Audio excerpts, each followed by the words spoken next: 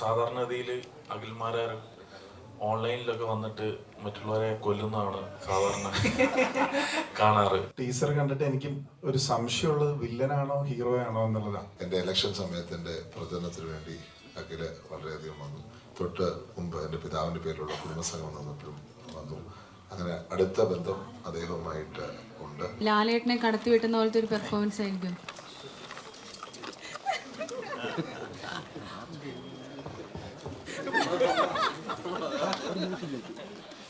ഇങ്ങനെയൊക്കെ ചോദിച്ച് നീയും നാറും. ഇന്ന് മലയാള സിനിമയിൽ ഏറ്റവും പ്രയാസമുള്ള പണി റൈറ്ററുടെ പണിയാണ്. ഡയറക്ഷൻ എന്ന് പറഞ്ഞാൽ ഇന്ന് ഒരാളല്ലല്ലോ ഡയറക്ടർ. മോണിറ്ററിൻ്റെ ഫ്രണ്ടിലിരിക്കുന്ന ആക്ഷനും കട്ടും പറയുന്ന ഒരാളല്ല ഇന്ന് ഡയറക്ടർ. ഇന്ന് എല്ലാവരും ഡയറക്ടറാണ്. അഭിനയം പൊതുവെ താരതമ്യേന എളുപ്പമാണ്. ഡയറക്ഷനുമായിട്ട് താരതമ്യം ചെയ്യുമ്പോൾ താരതമ്യേന എളുപ്പമാണ് എന്ന് കരുതി അഭിനയം എളുപ്പമെന്നല്ല എൻ്റെ അർത്ഥം. നമ്മുടെ എല്ലാവരുടെയും പ്രിയപ്പെട്ട അഖിൽ മാരാർ അഭിനയിച്ച ഒരു സിനിമയുടെ ടീസറാണ് നമ്മളെല്ലാവരും ചേർന്ന് ഇന്ന് പുറത്തിറക്കിയിട്ടുള്ളത്. പ്രതിഭാശാലിയായ ഒരു കലാകാരൻ എന്നാണ് എനിക്ക് വിശേഷിപ്പിക്കാൻ ആഗ്രഹിക്കുന്നത്. ഞാൻ ആർക്കൊന്നും തോന്നരുത്, ഞാൻ സിനിമ ഒരുപാട് ആസ്വദിക്കുന്ന ഒരാളാണെങ്കിലും ഞാൻ കാണാത്തൊരു സാധനമാണ് ഈ ബിഗ് ബോസ് എന്ന് പറയുന്നത്. പക്ഷേ മലയാളികൾക്ക് അഖിലിന് പരിചയം ബിഗ് ബോസ് എന്ന ഒരു സീരീസിലൂടെയാണ്. ആ പ്രോഗ്രാമിലാണ് മലയാളികളുടെ മനസ്സിൽ അഖിൽ ഇടം നേടിയത്. ഞാൻ കഴിഞ്ഞ ദിവസം യൂട്യൂബിലൊരു വീഡിയോ കാണുമായിരുന്നു. ഒരു ചെറുപ്പക്കാരൻ ഒരു ജ്യൂസ് കടയിൽ നിന്ന് ജ്യൂസ് അടിച്ചു കൊടുക്കുന്ന ഒരു സംഭവം ഞാൻ കണ്ടു. അത് മറ്റാരുമല്ല, അഖിലായിരുന്നു. ജീവിതത്തിൽ ഒരുപാട് വെല്ലുവിളികൾ അതിജീവിച്ച് ജീവിതത്തിൽ ഒരുപാട് പ്രതിസന്ധികൾ തരണം ചെയ്ത് തൻ്റെ നിശ്ചയദാർഢ്യം കൊണ്ടും ആത്മവിശ്വാസം കൊണ്ടും നേടിയെടുത്ത ഒരു സ്ഥാനമാണ് മലയാളികളുടെ പൊതു മനസ്സുകളിൽ ഇടങ്ങളിൽ. അതാണ് അഖിൽ മാരാർ.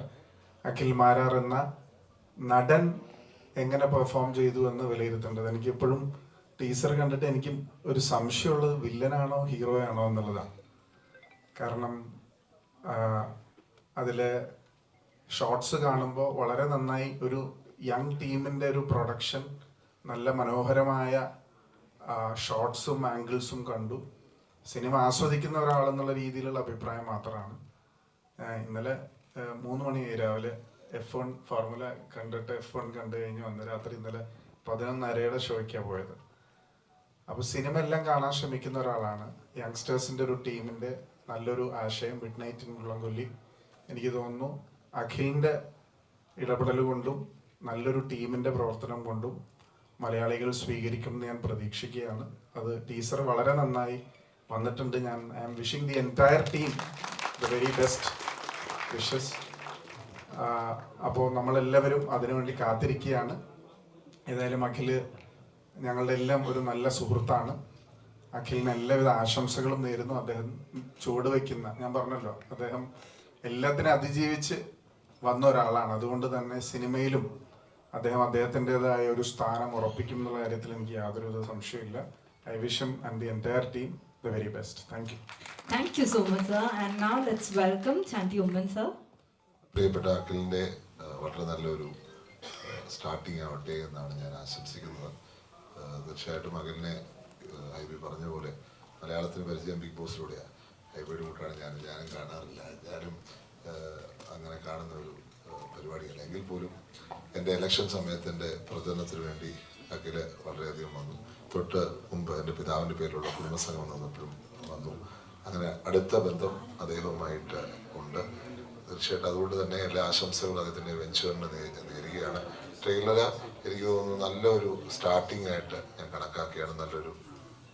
നല്ലൊരു ഫിലിമിൻ്റെ ഒരു സ്റ്റാർട്ടിംഗ് ആയിട്ട് ഞാൻ കണക്കാക്കുകയാണ്. വലിയൊരു സക്സസ്സായി മാറട്ടെ. അഖിലിൻ്റെ ജീവിതം പോലെ തന്നെ തുടക്കം തൊട്ട് ഇങ്ങോട്ട് സക്സസ് ആയതുപോലെ തന്നെ ഈ ഫിലിമും തുടക്കം തൊട്ട് സക്സസ്സായി വലിയൊരു ഹിറ്റായി മാറട്ടെ എന്ന് ആശംസിക്കുന്നു. നമസ്കാരം. Thank you so much. Lisin ചേട്ടാ, എങ്ങനെയുണ്ടായിരുന്നു ട്രെയിലർ കണ്ടിട്ട്? സാധാരണഗതിയിൽ അഖിൽമാരാർ ഓൺലൈനിലൊക്കെ വന്നിട്ട് മറ്റുള്ളവരെ കൊല്ലുന്നതാണ് സാധാരണ കാണാറ്. അപ്പം അഖില് വന്നിട്ട് ഒരു പടം ചെയ്യുമ്പം ആ ടൈറ്റിലിൽ പോലും ആ കൊല്ലലിൻ്റെ ഒരു ഇത് ചേർത്തിട്ട് മുള്ളം കൊല്ലി എന്ന് പറഞ്ഞ് പ്രേക്ഷകർക്ക് മുന്നിൽ വരുവാണ്. വളരെയധികം സന്തോഷം. ഞാൻ ഒരു വർഷം കണ്ണൂർ പോയിക്കൊണ്ടിട്ടിരുന്നപ്പോൾ ആ ഫ്ലൈറ്റിൽ അഖിലും ഉണ്ടായിരുന്നു. അപ്പം ഈ പടത്തിൻ്റെ ഞാനൊരു പടം ചെയ്യുന്നുണ്ട്, പടത്തിൻ്റെ ഷൂട്ട് നടക്കുവാണ് എന്ന് പറഞ്ഞു. അപ്പം ആ സിനിമയുടെ ട്രെയിലർ ലോഞ്ചാണ് ഇന്ന്. വളരെ ഭംഗിയായിട്ട് ഒരു പുതുമുഖം എന്നുള്ള രീതിയിൽ സിനിമയിൽ അഖില് അഭിനയിക്കുന്നത് പുതുമുഖമായിട്ടാണെങ്കിലും നമുക്ക് എല്ലാവർക്കും പരിചയമുള്ള നല്ല എഫോർട്ട് എടുക്കുന്ന സ്മാർട്ടായിട്ടുള്ള ഒരു ചെറുപ്പക്കാരൻ തന്നെയാണ് അഖിലിന്. അപ്പം ഈ സിനിമയുടെ മുന്നിലും പിന്നിലും പ്രവർത്തിച്ച എല്ലാവർക്കും, അഭിനേതാക്കളായിക്കോട്ടെ, മറ്റ് ടെക്നീഷ്യൻ ആയിക്കോട്ടെ, ഇതിൻ്റെ ഡയറക്ടർ ആയിക്കോട്ടെ, എല്ലാവർക്കും ഒരു വലിയ വിജയം ആശംസിക്കുകയാണ്. All the very best. Akhil എന്ന് ഇപ്പോൾ അഭി പറഞ്ഞ പോലെ ഞാനും അഭിയൊക്കെ ഒരേ സമയത്ത് സിനിമകൾ ചെയ്തു തുടങ്ങിയതാണ്. ആ സമയത്ത് തന്നെ അഖിൽ ഞങ്ങളുടെ കൂട്ടത്തിൽ വന്ന ആളാണ്. അപ്പം ഞങ്ങൾ ബാക്കിലിരുന്ന് പറയായിരുന്നു, ഒരു അതിശയവുമില്ല അഖിൽ ഇപ്പോൾ ചെയ്യുന്ന കാര്യങ്ങൾ. കാരണം എനിക്ക് ഏറ്റവും 2018-19 സമയത്ത് ഞാൻ ജോസഫ് ചെയ്ത് കഴിഞ്ഞിരിക്കുന്ന സമയത്ത് എനിക്ക് അഖിൽ കുറെ ഫുഡും കാര്യങ്ങളൊക്കെ വാങ്ങിച്ച് ഞങ്ങൾ ഒരുപാട് സമയത്ത് കൂടിയിട്ടുണ്ട്. ആ സമയത്ത് തന്നെ അഖിൽ പറയുന്ന തോട്ട്സ് ഇതൊക്കെ ഇപ്പൊ സംഭവിക്കാനാണെന്ന് ഞാൻ ചിന്തിച്ചിട്ടുണ്ട്. പക്ഷെ അതിന്റെ അപ്പുറം അഖിൽ സംഭവിപ്പിച്ച് കാണിച്ചു തന്നു എന്നുള്ളതാണ്.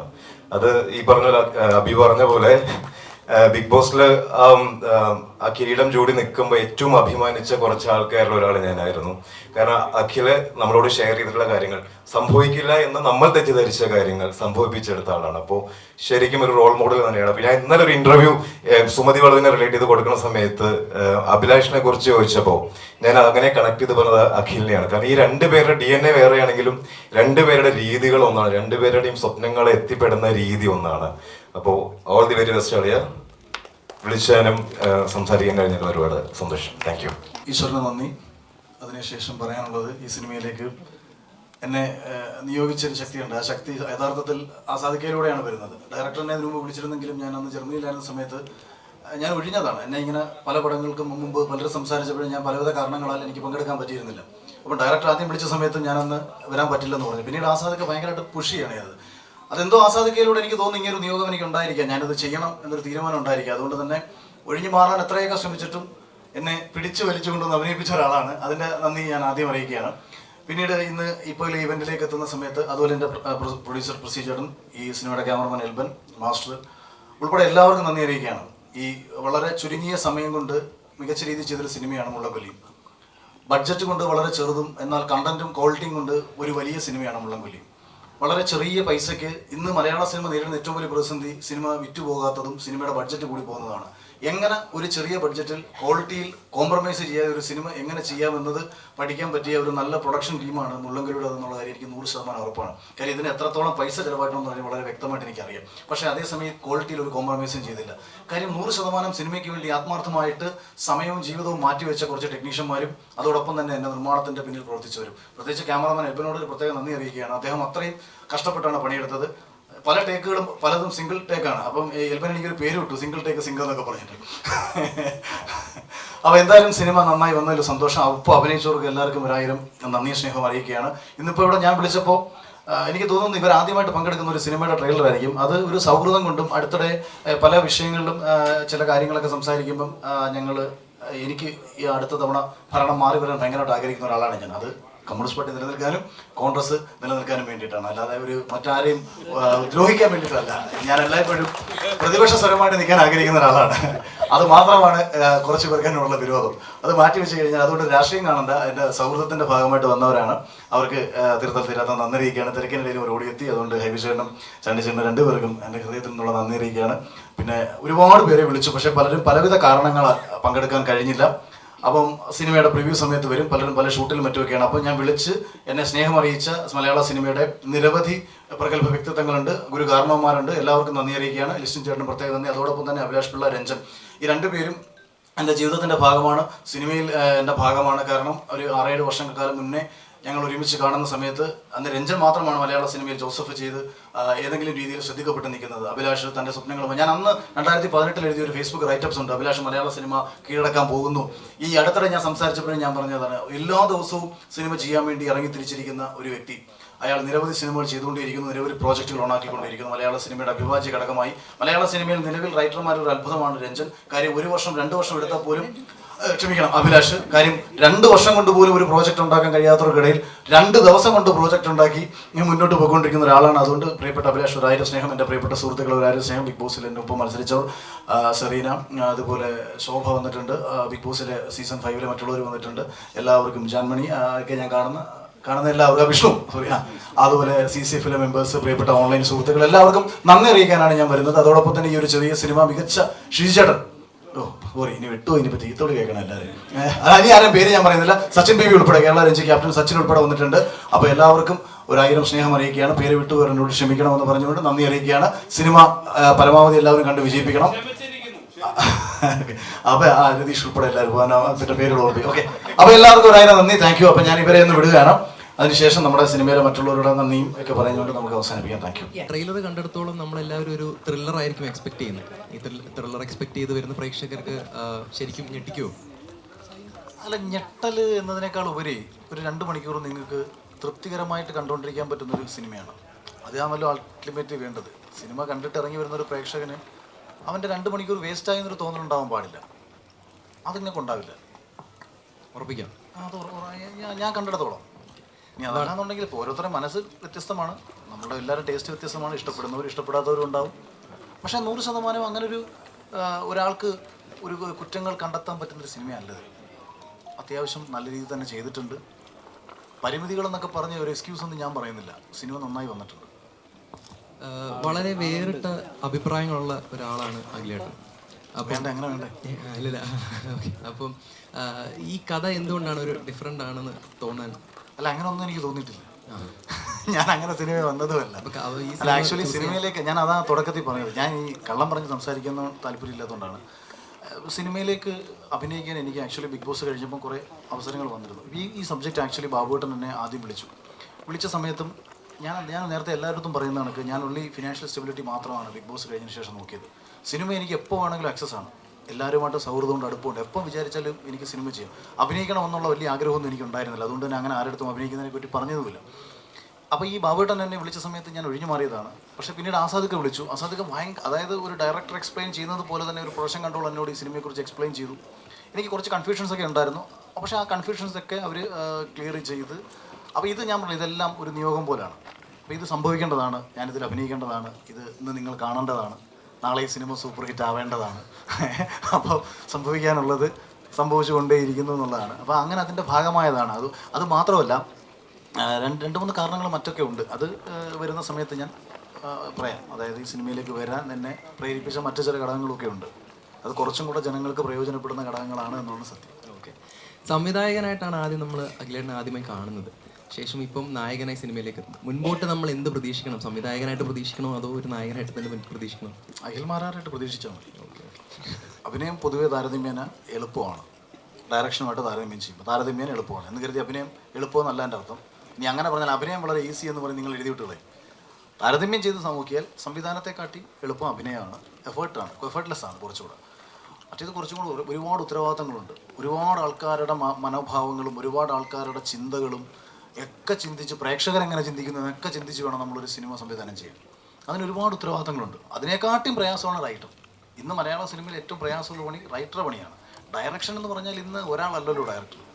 മോണിറ്ററിൻ്റെ ഫ്രണ്ടിലിരിക്കുന്ന ആക്ഷനും കട്ടും പറയുന്ന ഒരാളല്ല ഇന്ന് ഡയറക്ടർ. ഇന്ന് എല്ലാവരും ഡയറക്ടറാണ്. ക്യാമറമാൻ ഡയറക്ടറാണ്, കോസ്റ്റ്യൂം ചെയ്യുന്ന ഡയറക്ടറാണ്, എല്ലാവർക്കും. എന്ന് വെച്ചാൽ അവരുടെ എല്ലാ ഇടപെടിയും ഇന്ന് സിനിമയിലുണ്ട്. അതൊക്കെ സിനിമയ്ക്ക് നല്ലതുമാണ്. പണ്ടെന്ന് പറയുന്നത് ഒരു സംവിധായകൻ എന്ന് പറയുന്ന ഒരാളുടെ മാത്രം അൾട്ടിമേറ്റ് ഡിസിഷനായിരുന്നു സിനിമ. ഇന്ന് അഭിനയിക്കുന്ന ആൾക്കാർ ഉൾപ്പെടെ പലപ്പോഴും സംവിധായകനെ സഹായിക്കാറുണ്ട്. പക്ഷേ എഴുത്തിനെ സഹായിക്കാൻ പ്രത്യേകിച്ച് ആരും വരാറില്ല. ഇവിടെ എഴുത്തുകാരൻ്റെ പണിയാണ് ഏറ്റവും പ്രയാസമുള്ള പണി. ശൂന്യതയിൽ നിന്ന് ഇത് സൃഷ്ടിച്ചെടുക്കുക എന്ന് പറയുന്നതാണ് ഏറ്റവും പ്രയാസമുള്ള പണി. ഞാനുമൊക്കെ സിനിമ ചെയ്യാൻ മടിക്കുന്നതിൻ്റെ പ്രധാനപ്പെട്ട കാരണം അതുകൊണ്ടാണ്. കാരണം ഇനി ആൾക്കാർക്ക് ഇപ്പം നമ്മളുടെയൊക്കെ മനസ്സിലുള്ള സിനിമകളൊക്കെ ആക്ച്വലി സത്യനന്ദിക്കാടിനെയും ശ്രീനിവാസൻ സാറിനെയും ഐവിശ്വ സാറിനെയും ഒക്കെ ആരാധിച്ച് വന്നിരുന്ന കാലഘട്ടത്തിൽ നിന്ന് സിനിമ പഠിച്ച് സിനിമ ചെയ്യാൻ ആഗ്രഹിച്ച് അന്ന് 2007-2008 കാലഘട്ടം തൊട്ട് കഷ്ടപ്പെട്ട് തുടങ്ങി ആ യാത്ര വന്ന് അവസാനിച്ച് 2020 സിനിമ എടുക്കുമ്പോൾ സിനിമ മാറി. ഇപ്പോൾ പുതിയ കാലഘട്ടത്തിനനുസരിച്ചിട്ടുള്ള മാറിയ സിനിമകൾക്കനുസരിച്ച് പഠിക്കാനുള്ള സമയം കിട്ടിയില്ല. അപ്പോൾ ഇനി പഠിച്ച് പുതിയ കാലഘട്ടത്തെ മനസ്സിലാക്കി സിനിമ ചെയ്തില്ലെങ്കിൽ സിനിമ ചെയ്യാതിരിക്കുന്നതാണ് നല്ലത്. ഒരു ക്വസ്റ്റ്യൻ കൂടി. നമ്മൾ ഇതിനു മുൻപ് മുള്ളംകൊല്ലി വേലായുധനായിട്ട് നമ്മുടെ ലാലേട്ടനെയാണ് കണ്ടത്. മുള്ളംകൊല്ലി എന്ന് പറഞ്ഞിട്ടുള്ള ഒരു പേരും അതിലാണ് വന്നിട്ടുള്ളൂ. ഈ സിനിമയിലും മിഡ് നൈറ്റ് ഇൻ മുള്ളൻകൊല്ലി. അപ്പോൾ ലാലേട്ടനെ കടത്തി വെട്ടുന്ന പോലത്തെ ഒരു പെർഫോമൻസ് ആയിരിക്കും.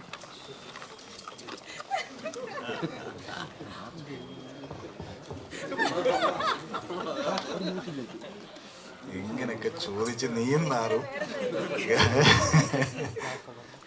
മോഹൻലാലിനെ കടത്തി വെട്ടാൻ കഴിയുന്ന ആരെങ്കിലും ഇന്ന് ലോകത്തുണ്ടോ? ഇതെന്ത് ചോദ്യം? അഭിനയത്തിൽ അദ്ദേഹത്തെ കടത്തി വെട്ടാൻ പറ്റുന്നൊരു അപൂർവങ്ങളിൽ അപൂർവമായിരിക്കും ഇന്നല്ലോ വേൾഡിൽ തന്നെ ഉള്ളത്. അതൊരു പക്ഷേ ഡെൻസിൽ വാഷിങ്ടണും ഇവരൊക്കെ കണ്ടാൽ തന്നെ അവർ ലാലേട്ടനെ പോയിരുന്നു. ഇദ്ദേഹം ചെയ്തു വെച്ചേക്കുന്നതൊക്കെ ചെയ്യുന്ന അത്ര എളുപ്പമല്ല, ആർക്കും എളുപ്പമല്ല.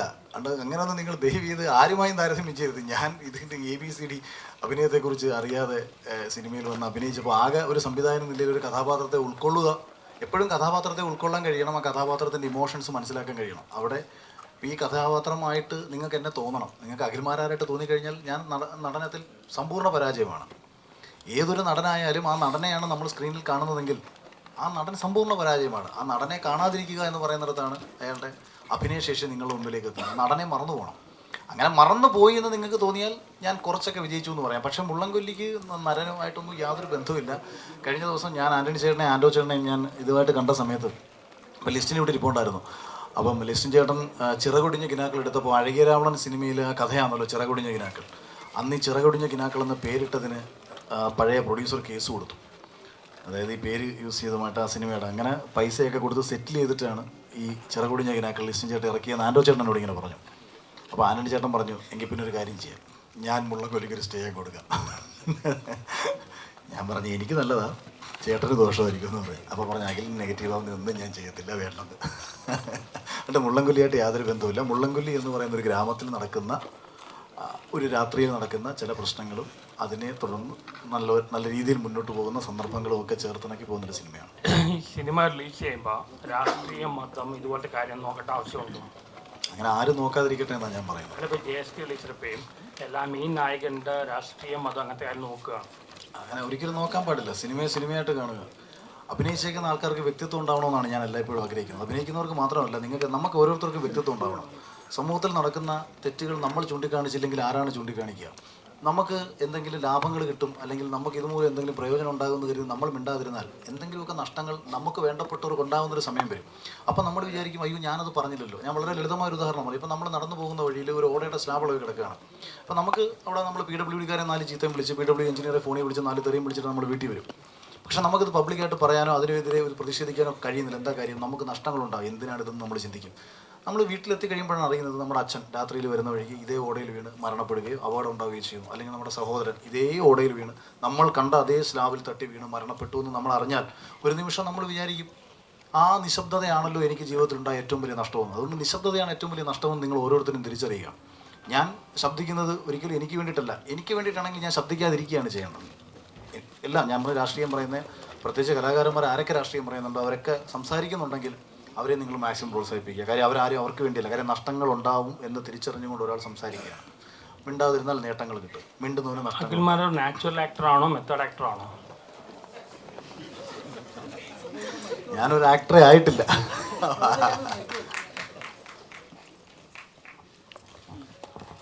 മറ്റെന്തെങ്കിലും നമുക്ക് ആർക്കെങ്കിലും മൈക്ക്?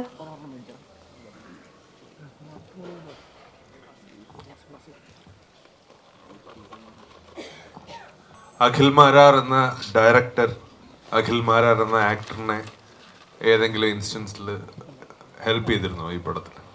അല്ല, അത് കുറേയൊക്കെ ചെയ്തിട്ടുണ്ട്. കാര്യം ഒരു സംവിധായകൻ ഒരു കാര്യം ചെയ്യാൻ പോകുന്ന സമയത്ത് അദ്ദേഹം എന്താണ് ചിന്തിക്കുന്നതെന്ന് അദ്ദേഹം പറഞ്ഞു തരാതെ തന്നെ കുറേയൊക്കെ നമുക്ക് മനസ്സിലാക്കിയെടുക്കാൻ പറ്റും. അപ്പോൾ അങ്ങനെ നമ്മൾ മനസ്സിലാക്കിയെടുക്കുന്ന സമയത്ത് അതിനെ കുറച്ചും കൂടെ മോൾഡ് ചെയ്യുമ്പം ഡയറക്ടർ കുറച്ചും കൂടെ ബെറ്റർ ഡയറക്ടറായിട്ട് മാറും. പക്ഷെ അല്ലെങ്കിലും ഈ പറയുന്ന അതേസമയം ഇപ്പം എനിക്കിവിടുന്ന് കൊച്ചിയിൽ നിന്ന് ട്രിവാൻഡ്രത്തേക്ക് പോകാൻ എളുപ്പവഴി കോട്ടയം വഴിയാണ് എളുപ്പവഴിയെങ്കിൽ ആ കോട്ടയം വഴി തന്നെ പോകണമെന്ന് ഞാൻ പറയുകയും ഡയറക്ടർ പറയുകയും ചെയ്താൽ അത് രണ്ടും ഈക്വലാണ്. അതിൻ്റെ അർത്ഥം ഒരാളുടെ അഭിപ്രായം വേറെ സ്വീകരിച്ചു എന്നോ അത് ശരിയെന്നുള്ള നിലയല്ല. അതാണ് അതിൻ്റെ ശരി. ഇപ്പം ഞാൻ ചെയ്യുന്നൊരു സംഭവം ശരിയായിട്ട് വന്നു എന്ന് ഡയറക്ടർക്ക് തോന്നിയാൽ അത് നല്ലതാണ്. അതെന്തുകൊണ്ടാണെന്ന് വെച്ചാൽ എനിക്ക് ഈ കഥാപാത്രത്തിൻ്റെ ഇമോഷൻസ് ഒക്കെ പറയുമ്പോൾ കുറച്ച് മനസ്സിലാക്കാൻ പറ്റും. പക്ഷേ എന്താ പ്രശ്നം ചെയ്ത് എത്ര മനസ്സിലാക്കിയിട്ടും കാര്യമില്ല. ഇപ്പം നമ്മളിൽ ചില ഈ പരസ്യങ്ങളൊക്കെ കാണത്തില്ലേ, ഭയങ്കര മോഡേൺ ലുക്കിലൊക്കെ ചിലർ ഇരിക്കും. നമ്മൾ ഇതേ കണക്ക് ഹെയർ സ്റ്റൈലൊക്കെ ചെയ്യും. ആ ഹെയർ സ്റ്റൈൽ വേറെ എന്തെങ്കിലും രീതിയിലിരിക്കും. നമ്മുടെ മനസ്സിൽ ഇങ്ങനെ കാണും നമ്മൾ ഇതാ ചെയ്യുന്നത്. ഇത് കാണുന്ന പ്രേക്ഷകർക്ക് ആ ഫീൽ വരണം.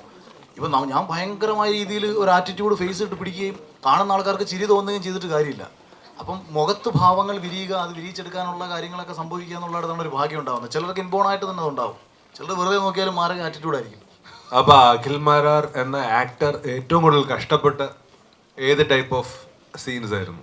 ലൈക്ക് സീനുകളെ എക്സ്പ്ലെയിൻ ചെയ്യണ്ട, അല്ല സീനല്ല രതീഷ്. ആക്ച്വലി അങ്ങനെ ഒരു വലിയ കഷ്ടപ്പാടായിട്ടൊന്നും നമുക്കിത് വന്നില്ല. കാര്യം എന്താണെന്ന് വെച്ചാൽ ഈ ഇപ്പം ഇതിലെ കഥാപാത്രത്തിന് കുറച്ചൊക്കെ, അതായത് ഇതിൻ്റെ ഒരു ഫ്ലാഷ് ബാക്ക് ചില സ്ഥലങ്ങളിലൊക്കെ എൻ്റെ ജീവിതമായിട്ടൊക്കെ കുറച്ച് സാമ്യതകളൊക്കെ ഉണ്ട്. ഫാമിലി റിലേഷൻസൊക്കെ നമ്മുടെ ജീവിതമായിട്ട് സാമ്യമുണ്ട്. അപ്പോൾ അതുകൊണ്ട് സ്വാഭാവികമായിട്ടും എനിക്ക് കഥാപാത്രം കുറച്ചുകൂടെ ഉൾക്കൊള്ളാൻ പറ്റും. പിന്നെ ഫൈറ്റ് ആയിരുന്നു നമുക്ക് അറിഞ്ഞുകൂടാത്തൊരു പരിപാടി. പക്ഷെ അത് എങ്ങനെയോ സംഭവിച്ചു. അതാണ് ഞാൻ പറയാണ്ട്. എൽബൻ ഇപ്പോൾ ഉണ്ട്, അതേ പുള്ളിയുടെ ഫോൺ കൊടുത്താൽ പുള്ളി പറയും, അല്ല മൊബൈൽ കൊടുത്താൽ ക്യാമറമാൻ കൊടുത്താൽ പറയും, അല്ല പുള്ളി അങ്ങനെ ഇട്ട പേരാണ്.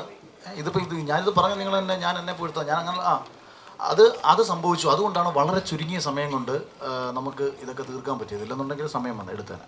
അപ്പോൾ അതൊക്കെ നല്ലൊരു എക്സ്പീരിയൻസ് ആയിരുന്നു തുടക്കം. കാരണം താങ്ക് യു. ഈ റിവ്യൂ സിനിമയെ ബാധിക്കുന്നുണ്ടോ? സിനിമ റിവ്യൂവിനെ ബാധിക്കാറുണ്ട്. കാരണം കാര്യം എന്താണെന്ന് വെച്ചാൽ സിനിമ ഇല്ലെങ്കിൽ റിവ്യൂ ആർക്കും ജീവിതമില്ല. ഈ കോക്ക് നാള് റിവ്യൂ ഇല്ലെങ്കിലും സിനിമ ഉണ്ടാവും, പക്ഷെ സിനിമ ഇല്ലെങ്കിൽ റിവ്യൂ ഇല്ല. ഓക്കെ